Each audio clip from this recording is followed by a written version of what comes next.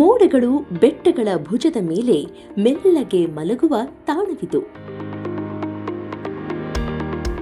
ಮಂಜಿನ ಹನಿಗಳು ಎಲೆಗಳ ಮೇಲೆ ಮುತ್ತಾಗಿ ಅರಳುವ ಲೋಕವಿದು.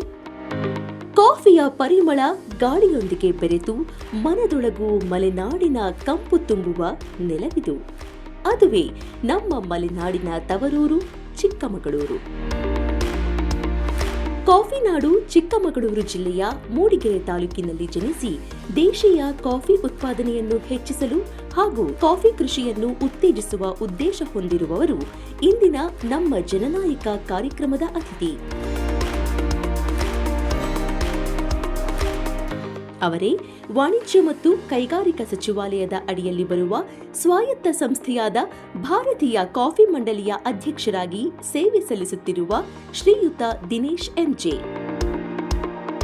ಕೃಷಿ ಚಟುವಟಿಕೆಗೆ ಒಕ್ಕರಳಾಗಿರುವ ಕೃಷಿಕ ಪತ್ರಿಕೆಯ ಪ್ರಕಾಶಕರಾಗಿರುವ ಇವರು ಈ ಕೃಷಿ ಯೋಜನೆಯ ಮೂಲಕ ಕೃಷಿಯಲ್ಲಿ ತಂತ್ರಜ್ಞಾನ ಬಳಕೆಗೆ ಹೆಚ್ಚಿನ ಒತ್ತು ನೀಡುತ್ತಿದ್ದಾರೆ.